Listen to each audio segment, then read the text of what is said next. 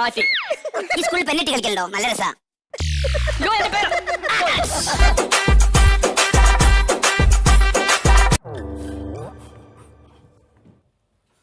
Rahul PR president. President അല്ലടാ, secretary. ഇങ്ങോട്ടിറങ്ങടാ. തനിക്കൊരു അച്ഛനില്ലേ? എനിക്ക് രണ്ടച്ഛണ്ട്. മാസം പറയരുത്. എനിക്ക് ഒന്നല്ലേ എടുത്തു ചോദിക്കേണ്ട കാര്യം. നിന്നെ ഞാൻ മൂക്ക് കൊണ്ട് ഇച്ഛ എഴുതിപ്പിക്കും. ഞാൻ കൈ കൊണ്ട് എഴുതാം. എഴുതി കാണിച്ചാൽ എന്തോ വട്ടം വരച്ച് വെച്ചേക്കണേ. റൈറ്റ് പാടാ, റൈറ്റ് എടുക്ക്, സ്ട്രൈറ്റ് പോ, സ്ട്രൈറ്റ് പോ, ലെഫ്റ്റ് ഒന്ന് പിടിച്ചേ, റിവേഴ്സ് വാ. സാറ് കുറേ നേരം ഓടിക്കും, ഞാൻ ബാഗിലെ സീറ്റ് ഇരിക്കാം. കേരളത്തിൽ എഞ്ചിനീയർമാരും ഡോക്ടർമാരും മാത്രം മതിയോ? ഇതുപോലെയുള്ള പഴങ്ങളും അല്ല കർഷകരും വേണമല്ലോ. അപ്പോ പറഞ്ഞു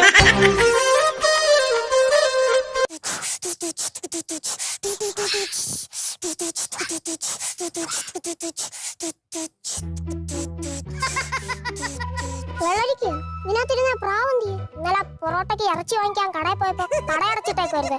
അതുകൊണ്ട് മനസ്സിലായില്ല.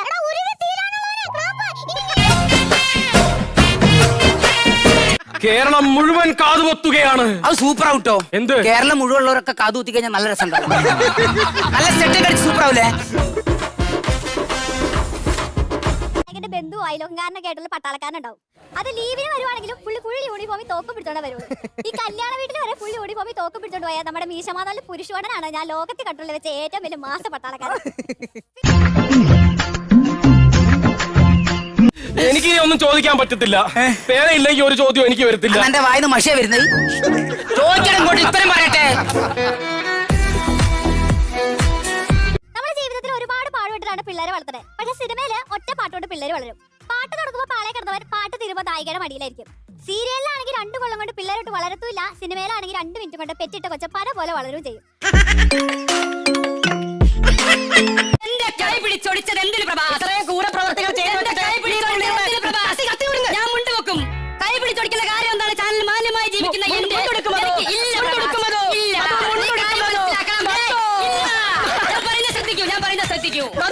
എനിക്ക് കിട്ടുന്ന അംഗീകാരം എന്തുകൊണ്ട് തരുന്നില്ല? എനിക്ക്